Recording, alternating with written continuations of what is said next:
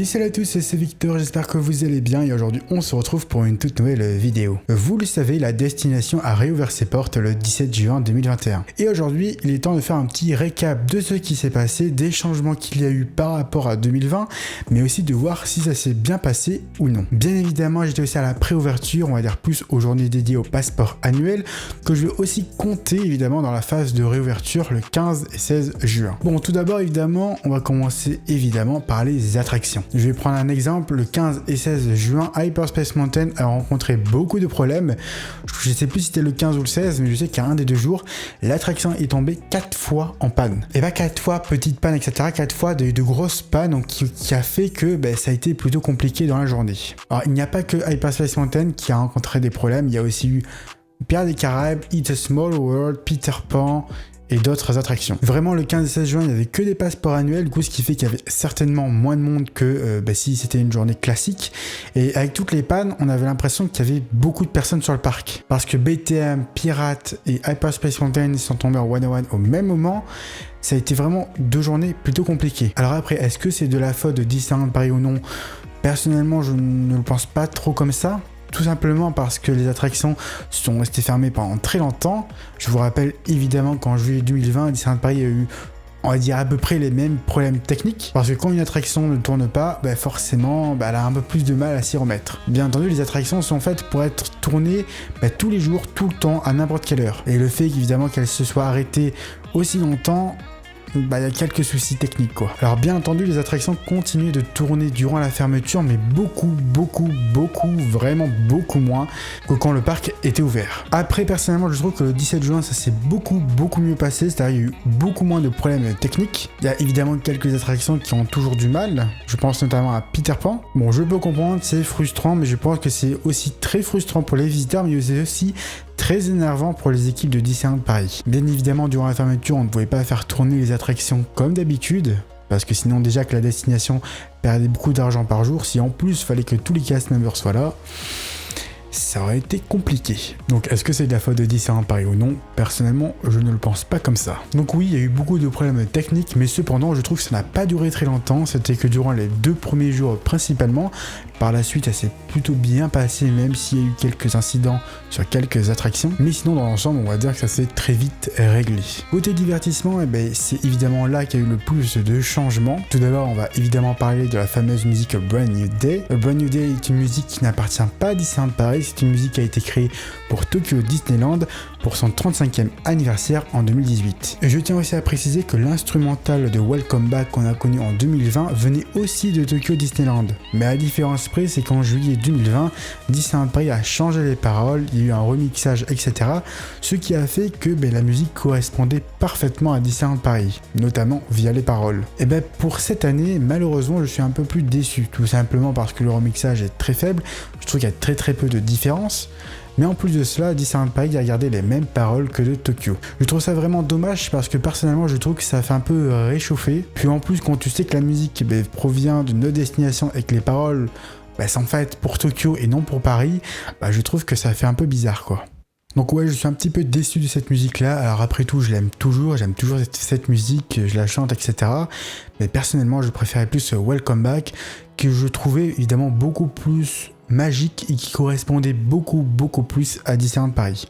Et puis évidemment, ça correspondait beaucoup plus à la situation actuelle. Bon, après je tiens à préciser que Brand New Day reste une très bonne musique. Le côté négatif que je peux dire, c'est que j'ai l'impression que Disneyland Paris a amené cette musique juste pour dire qu'ils avaient une nouvelle musique.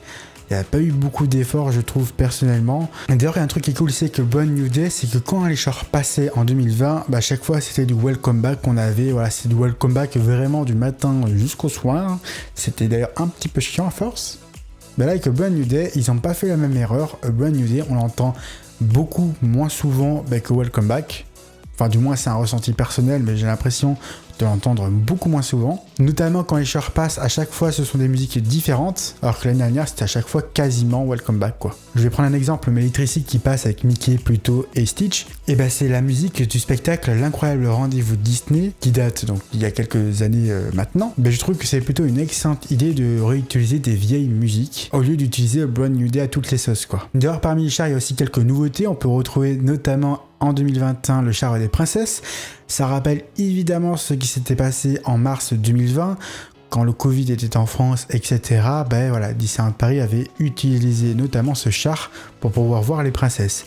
Je trouve ça très cool de refaire ça, de revoir les princesses, etc. sur ce char. Pour moi, ce qui me pose toujours un peu de problème, c'est toujours la musique, parce que je trouve que la musique est un peu lente, c'est pas dynamique et tout, mais cependant, ça correspond bien au thème des princesses. Tiens, vu qu'on parle des cavalcades et des chars, je suis très heureux de revoir cette année le fameux char du train express. Mais cependant, je suis aussi un peu déçu. Déçu pour plusieurs raisons en fait. Tout d'abord, je pense que l'idée de refaire venir ce char date un peu, et je pense qu'en 8 mois de fermeture, ça aurait été vraiment cool d'avoir un nouveau design, de le voir différemment, parce que ce design-là, on l'a déjà vu en 2016, j'aurais aimé le voir avec une nouvelle peinture, un nouveau, flambant neuf quoi. Et ce que je trouve aussi dommage, c'est que normalement ce char a 3 wagons et actuellement il en utilise que 2. Alors déjà que notre train express est pas très grand, si en plus on retire un wagon, je trouve ça un peu dommage quoi. En fait ça se voit qu'ils savaient pas quoi mettre sur le 3e wagon et que du coup ils l'ont coupé un peu en 2 quoi ce char.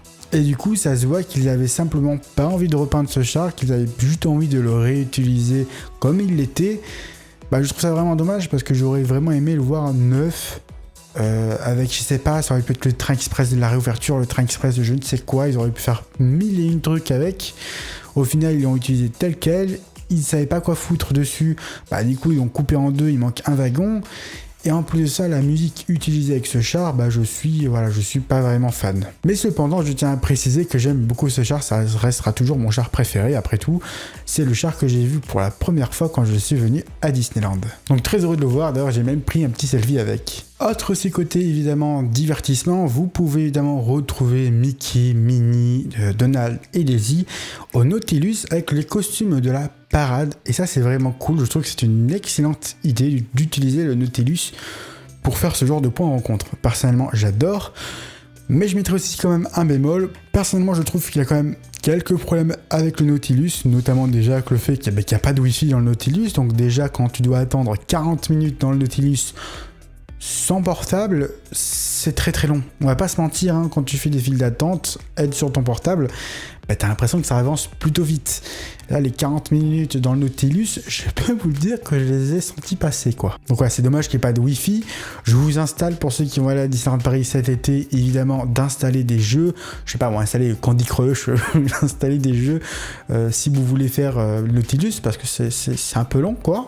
Le second problème pour moi, c'est évidemment une question de luminosité. C'est-à-dire que quand on prend la photo, alors ça dépend évidemment de la qualité de ton téléphone, mais je ne pense pas qu'on a tous un téléphone qui coûte 1000 balles.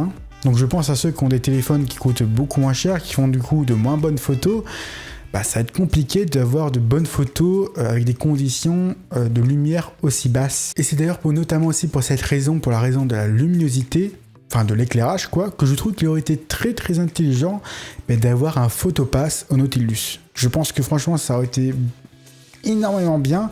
Alors soit améliorer la luminosité, soit avoir un photopass au Nautilus. Mais là, je trouve que ça manque d'un truc, parce que je pense à ceux qui ont des téléphones moins bons. J'ai vu des photos sur Instagram passer au Nautilus où personnellement je trouve que les photos sont dégueulasses à cause du fait qu'il n'y a pas assez de luminosité quoi. Donc vraiment j'espère que le Disneyland Paris va faire quelque chose, soit va ajouter des lumières, soit avoir le photopass dans le Nautilus, mais il faut vraiment qu'il fasse quelque chose, parce que pour moi je trouve ça un peu dommage d'attendre une demi-heure, 40 minutes, 1 heure, si c'est pour au final avoir une photo vraiment dégueulasse quoi. Alors un autre truc aussi qui me déçoit, c'est qu'il y a beaucoup de photopass, notamment avec les selfie spots. On peut notamment d'ailleurs voir Minnie en version cowboy, enfin en version cowgirl plutôt, au fond de Frontierland. Il n'y a pas beaucoup de monde, donc si vous voulez faire une photo avec Minnie, n'hésitez pas à aller là-bas, parce qu'il n'y a pas grand monde qui va là-bas quoi. Il y a aussi évidemment au même endroit Dingo, qui est aussi là aussi en mode cowboy, donc n'hésitez pas à aller le voir tout simplement. Il y a des fois aussi le photopass qui est avec Dingo, donc si il y a le photopass, c'est bien. Mais en parlant des photopass justement, je trouve qu'il y a un truc qui manque, c'est les Magic Shots. L'année dernière, il y avait énormément de Magic Shots dans le parc, et là cette année il y en a très peu, j'en ai compté que 3, donc de nouveau. Je pense notamment au Baby Yoda qui est à Disco, qui est très sympa, mais si on n'est pas fan de Star Wars, voilà quoi. Sinon ceux devant le château évidemment il n'y en a plus, parce que forcément le château il sous bâche. Je ne comprends pas non plus pourquoi il n'y a pas de Magic Shot à la lampe d'Aladin, parce que je trouvais ce Magic Shot super cool.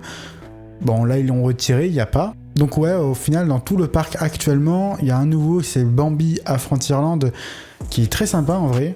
Mais je trouve que sincèrement, ça manque énormément de Magic Shot. Il y en a vraiment beaucoup, et vraiment beaucoup moins que l'année dernière. Je trouve ça personnellement vraiment dommage parce qu'en plus, Disneyland Paris a installé des décors. Ça aurait été cool de pouvoir aussi avoir des Magic Shots, notamment sur Town Square. Vous savez, ils ont installé le fameux cœur qui était utilisé pour la saison du printemps. Ça aurait été cool qu'ils fassent quelque chose avec ça, notamment un Magic Shot avec ça. Je sais pas, il y aurait moyen de faire quelque chose avec quoi. Ils ont aussi installé évidemment d'autres décors du printemps proche de Central Plaza. Ça aurait été cool d'avoir des Magic Shots là-dessus. Je pense qu'il y aurait eu moyen de faire quelque chose, je sais pas quoi, hein, mais voilà, je pense que ça aurait été cool d'avoir de jouer un peu avec ces nouveaux décors là qui ont été installés pour la réouverture. Au final, pour le moment, ça n'a pas été fait. Donc voilà, pour moi je trouve ça vraiment dommage parce que le Magic Shot, personnellement j'adorais en prendre. Là je trouve qu'il y en a beaucoup moins. C'est un peu le côté négatif pour moi de cette réouverture, c'est qu'il y a beaucoup moins de Magic Shot. Cependant, évidemment, pour ceux qui aiment bien les selfie spots avec les personnages, il y en a quand même beaucoup. Comme je vous ai dit tout à l'heure, il y a eu Minnie en mode cowgirl, Dingo en mode cowboy, il y a aussi Winnie à côté de Central Plaza, enfin à côté du Curiosity Corner. Il y a aussi Donald en version classique sur Town Square. Il y a beaucoup de personnages dans le parc, donc ça c'est vraiment cool. Alors, j'aurais aimé du moins qu'il y ait plus de Magic Shot et j'aurais aimé aussi qu'il y ait un photopass ou alors une amélioration de la luminosité au Nautilus. Côté Walt Disney Studios, il n'y a pas vraiment trop de changements honnêtement pour être franc avec vous. Vous pouvez toujours aller au Animagic Theater ou alors aller tout simplement au Studio Theater où vous allez tout simplement pouvoir rencontrer les héros Marvel. Donc comme à l'époque quoi. Le seul changement qu'il y a eu côté divertissement au Walt Disney Studios, c'est évidemment l'arrivée de Max et Goofy sur la scène de Production Courtyard. Personnellement j'adore parce que évidemment si vous vous rappelez de ce qui se passe, ça réutilise la musique de la Fan Days du spectacle avec Max à l'époque. Donc j'adore ce principe-là, je trouve ça méga fun. Puis on a envie de s'ambiancer devant Max et Goofy là. Donc non, dans ça j'aime beaucoup ce petit, on va dire cette petite animation.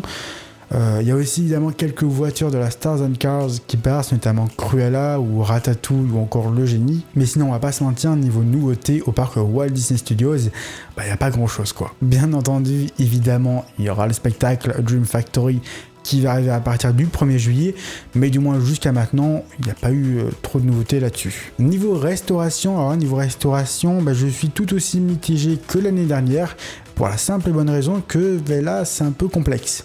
C'est-à-dire que par exemple le lundi le Hakuna Matata sera ouvert, le mardi non, puis la semaine suivante lundi sera ouvert mais pas le mardi.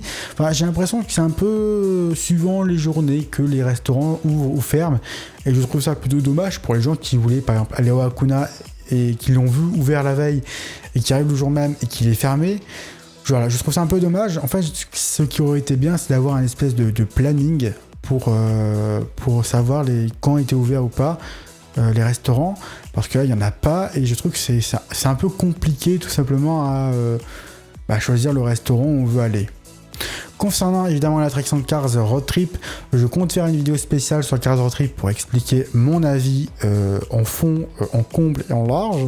Donc ça arrivera dans quelques jours. Y compris sur la réhabilitation, je ferai là aussi une vidéo un peu spéciale dans une vidéo à part. Donc je vous invite tout simplement à aller les voir quand elles sortiront. Bref, n'hésitez pas à me dire ce que vous en avez pensé de la réouverture de Disneyland Paris. Encore une fois, pour moi, c'est une réussite. Et donc voilà, c'est la fin de la vidéo. J'espère que la vidéo t'aura plu. Si c'est le cas, lâche un gros pouce bleu, évidemment. Abonne-toi si ce n'est pas déjà fait. Ou encore, si tu étais à l'ouverture et que tu as un avis différent du mien, ou que tu es d'accord, ou que je ne sais quoi, l'espace commentaire reste ouvert. Évidemment, quand tu t'abonnes, n'oublie pas à cliquer sur la cloche, car c'est important. Et puis en tout cas, nous, on se retrouve très vite pour une prochaine vidéo.